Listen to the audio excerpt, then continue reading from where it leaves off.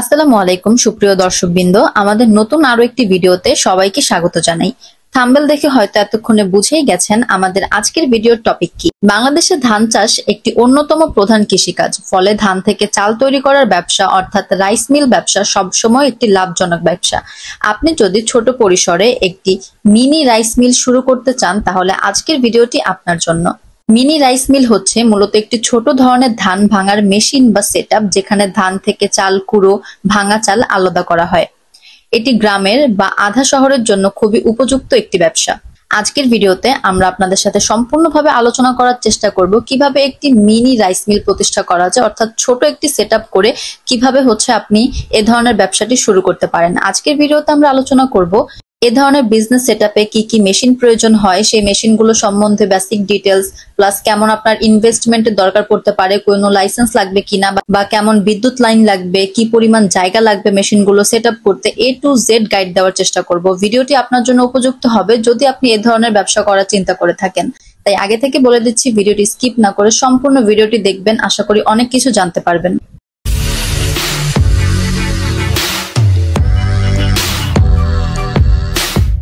ব্যবসা বাজার বিডি একটি ব্যবসায়িক উদ্যোক্তামূলক চ্যানেল। সবার প্রথমে বলি, রাইস মিলের বিজনেস দুই ভাবে করা যায়। প্রথমত কাঁচা ধানের চাল থেকে এবং দ্বিতীয়ত সিদ্ধ চাল থেকে। এবার আগে আপনাকে বুঝে নিতে হবে যে আপনি কোন বিজনেসটা করতে চান বা কোন ক্যাটাগরির আপনি চাল তৈরি করতে চান। বাংলাদেশে সবচেয়ে বেশি প্রচলিত হচ্ছে আপনার এ ধরনের সিদ্ধ চালগুলো, যেগুলো প্রথমে বয়েল বা স্টিম করা হয়, কিন্তু সেক্ষেত্রে আপনার কিছু অতিরিক্ত ধাপ মেনটেন করতে হয়। নিচে বিস্তারিত এই নিয়ে আমরা আলোচনা করব। এরপর প্রথমে বলি, আপনি যদি কাঁচা ধান থেকে চাল তৈরি করতে চান তাহলে আপনার কি কি মেশিন সেটআপ করা লাগতে পারে। প্রথমত আপনার লাগবে প্যাডি ক্লিনার মেশিন, অর্থাৎ ধান পরিষ্কার করার মেশিন, ধানের ময়লা, ধুলা, পাথর, খোসা আলাদা করে এই মেশিনটির মাধ্যমে। এরপর আপনার লাগবে রাবার রোল শেলার বা এ ধরনের মেশিনের মাধ্যমে আপনি আলাদা করে খোসা ছাড়াতে পারেন। এরপর লাগবে আপনার রাইস পলিশার বা হোয়াইটনার মেশিন, যার মাধ্যমে চালকে সাদা ও চকচকে করা হয়। এরপর লাগবে একটা গ্রেন গ্রেডার মেশিন, যার মাধ্যমে ভাঙা চাল, মাঝারি চাল এবং সম্পূর্ণ চাল আলাদা করা হয়। এরপর লাগবে একটি ব্রান সেপারেটর, যার মাধ্যমে চাল থেকে কুড়ো বা ব্রান আলাদা করা হয়। বর্তমানে বাজারে আরেকটি নতুন মেশিন সেটআপ আছে, যেটা অল ইন অন। এই কম্বো মেশিনটার মাধ্যমে আপনি এ ধরনের সকল প্রসেসগুলো একটি মেশিনেই করতে পারবেন। এটা আপনার কাঁচা ধান থেকে চাল তৈরির সেটআপ। এরপর দ্বিতীয় সেটআপে যাই। আপনি যদি ভেবে থাকেন চাল সিদ্ধ, শুকানো সবকিছু করবেন, অর্থাৎ সিদ্ধ চাল তৈরি করবেন, সেক্ষেত্রে আপনার প্রথমে লাগবে একটি বয়লিং বা স্টিমিং, যার মাধ্যমে ধানগুলো সেদ্ধ করা হবে।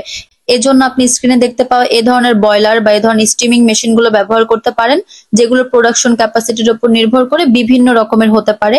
আপনি ধরেন, আমি যদি বেসিক প্রাইস বলি তাহলে 3 লাখ, 4 লাখ, 5 লাখ এরকম প্রকার ভেদে বিভিন্ন রকমের হয়। এরপর লাগবে আপনার একটি ড্রায়ার মেশিন ধান শুকানোর জন্য।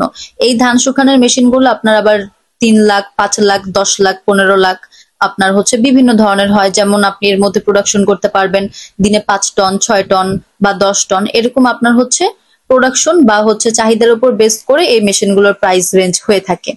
এখন শুকানো ধান রাইস মিল মেশিনে দিয়ে চাল তৈরি করা হবে, যে জন্য আপনি একটি কম্বো মেশিন ব্যবহার করতে পারেন। প্রথমে বলে দিয়েছি, এখন বাজারে একটা নিউ কম্বো মেশিন আছে, যেই মেশিনে আপনি বিভিন্ন ধরনের কাজ একটি মেশিনেই করে বের করতে পারেন। আপনার আলাদা আলাদা সেটআপ করার কোনো দরকার নাই। তাই আপনি যদি সেদ্ধ ধান থেকে চাল তৈরি করতে চান তাহলে আপনার মোটামুটি এ ধরনের 3টা মেশিন সেটআপ করলেই হবে। প্রথমত বয়লার, দ্বিতীয়ত ড্রায়ার এবং তৃতীয়ত এই কম্বো মেশিনটি। আপনার এই কম্বো মেশিনটির বর্তমান রানিং প্রাইস চলতেছে আপনার 12 থেকে 15 লাখ। এর মধ্যে আপনি বিভিন্ন প্রোডাকশন ক্যাটাগরির উপর নির্ভর করে প্রাইসটা বাড়তে বা কমতে পারে।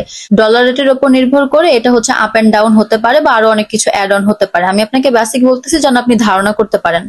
এরপর বলি, মেশিন সেটআপ করতে আপনার কি পরিমাণে জায়গা লাগতে পারে এবং কি পরিমাণে বিদ্যুৎ সংযোগ লাগতে পারে এবং বিদ্যুৎ খরচ কত হতে পারে। আপনি যদি বয়লার বা ড্রায়ার বাদে এ ধরনের কম্বো মেশিন গুলো সেটআপ করেন তাহলে মূলত আপনার 5 থেকে 15 এইচপির একটি মোটর লাগে। এর জন্য আপনার অবশ্যই 380 ইলেকট্রিক লাইনের প্রয়োজন হতে পারে।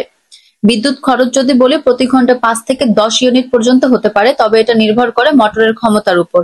এই মেশিনগুলোর মাধ্যমে প্রতি ঘন্টায় 500 কেজি থেকে 1 টন পর্যন্ত ধান ভাঙা সম্ভব। 1 টন ধান থেকে পাওয়া যায় আনুমানিক 650 কেজি চাল, 100 কেজি কুড়ো এবং 50 কেজি ভাঙা চাল। আপনি হয়তো জেনে থাকবেন কুড়ো ও ভাঙা চালগুলোও কিন্তু বিক্রি হয়। এরপর বলা যাক এই ব্যবসা শুরু করতে আপনার কি কি লাইসেন্স ও অনুমোদন লাগতে পারে। প্রথমত লাগবে হচ্ছে ট্রেড লাইসেন্স এবং ব্যবসার রেজিস্ট্রেশন। এরপর আপনি বিএসটিআই অনুমোদন নিতে পারেন যদি বড় স্কেলে হয়, এবং ফায়ার লাইসেন্স নিতে পারেন চাইলে, খুব বেশি প্রয়োজন যে তা নয়। মিনি রাইস মিল ব্যবসা বাংলাদেশের গ্রাম অঞ্চল বা মফস্বল এলাকার খুবই সম্ভাবনাময় একটি ব্যবসা। আপনি যদি পরিকল্পনা করে সঠিক মেশিন বেছে নেন তাহলে কম খরচে এই ব্যবসা শুরু করা সম্ভব। এই প্রজেক্টে আমরা সম্পূর্ণ মেশিন ইনস্টলেশন, সেটআপ ও রানিং প্রসেস পরিচালনা করি। আমাদের বিশেষত্ব হলো আমরা শুধুমাত্র মেশিন সরবরাহই করি না, বরং অভিজ্ঞ ইঞ্জিনিয়ার টিম এনে সরাসরি তাদের তত্ত্বাবধানে পুরো সেটআপ ও ট্রেনিং এর কাজ সম্পূর্ণ করে থাকি। ফলে ক্লায়েন্টরা খুব সহজে সঠিক ও কার্যকর মেশিন পরিচালনা করতে পারেন। তাদের টার্গেট একটাই, নিখুঁত ইনস্টলেশন, পারফেক্ট অপারেশন এবং সর্বোচ্চ প্রোডাকশন কোয়ালিটি নিশ্চিত করা। মিনি রাইস মিল ব্যবসা শুরু করতে প্রয়োজনীয় মেশিনারিজ গুলো ক্রয় করতে অথবা যে কোনো ইনফরমেশনের জন্য আপনি আমাদের স্ক্রিনে দেখতে পাওয়া ফোন নাম্বারে যোগাযোগ করতে পারেন। আজকের ভিডিওটি এই পর্যন্তই। ভালো লাগলে লাইক, কমেন্ট এন্ড শেয়ার করতে ভুলবেন না, এবং আপনারা কে কোথা থেকে আমাদের ভিডিও দেখছেন, পরবর্তীতে কোন বিজনেস সংক্রান্ত ভিডিও চান অবশ্যই কমেন্ট করে জানাবেন। ধন্যবাদ সবাইকে এতক্ষণ সাথে থাকার জন্য।